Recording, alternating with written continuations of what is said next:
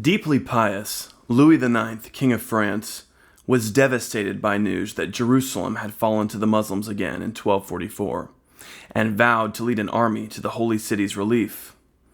Louis had ample means to accomplish this, for the Kingdom of France had reached a point of considerable wealth. Louis took meticulous care to personally ensure that his crusade was well-financed, well-provisioned, and well-planned. Genoese fleets transported the French forces, and food and supplies were stockpiled on Cyprus in anticipation of the Crusade's arrival. On August 25th, 1248, Louis's fleet sailed, arriving on Cyprus by September. The French king announced that he intended to campaign in Egypt, drawing on the now standard wisdom that the conqueror of Cairo would control Jerusalem. Louis held long sessions with his war council, going over the events of the Fifth Crusade, trying to ensure that his own strategy would avoid its errors.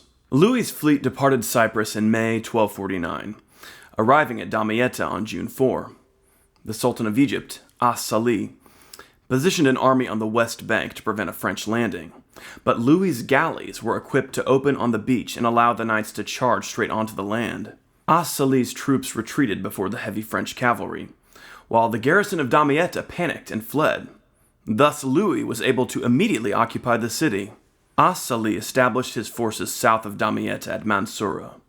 Meanwhile, Louis decided to advance on Cairo, and on November 20th, the French began a slow march south down the Nile, establishing bases all along the way to avoid being cut off from Damietta like the Fifth Crusade.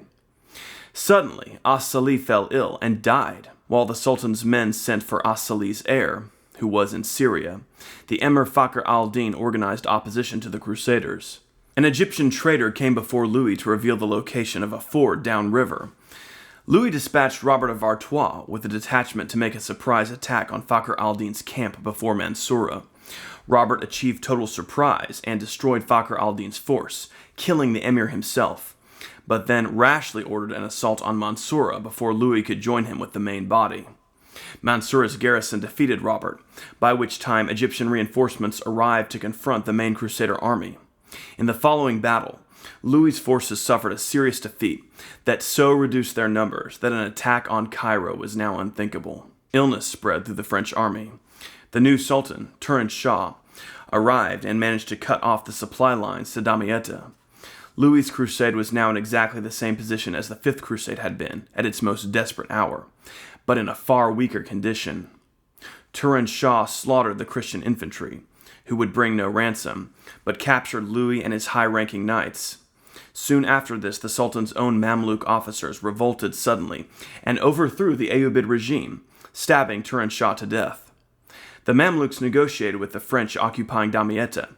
An enormous ransom for the king was raised. On May 6th, Damietta was surrendered to the Mamluks, and the king, along with a good portion of the upper nobility, were released from captivity.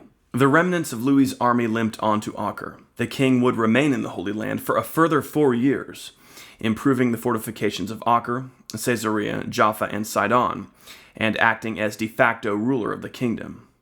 Although his crusade had failed, Louis's presence in Outremer proved incredibly harmonizing, since everyone trusted him. During his brief stay, the usual quarreling factions were united in purpose. Louis established a permanent French garrison at Acre to bolster the city's staff of Templars, Hospitallers, and secular troops. Then finally, in 1254, he returned home. The Seventh Crusade outdid the Second Crusade and the Fifth Crusade in the extent of its defeat. In every corner of Europe there was mourning over the pious king's failure, but for centuries to come, Louis's crusade would be widely admired among the people of Christendom for the nobility of his goal. The Seventh Crusade did manage to destabilize Egypt enough to facilitate the collapse of the Ayyubid dynasty, though the new Muslim ruling elite, the Mamluks, would prove to be far more dedicated to holy war than any of Saladin's worldly heirs had ever been.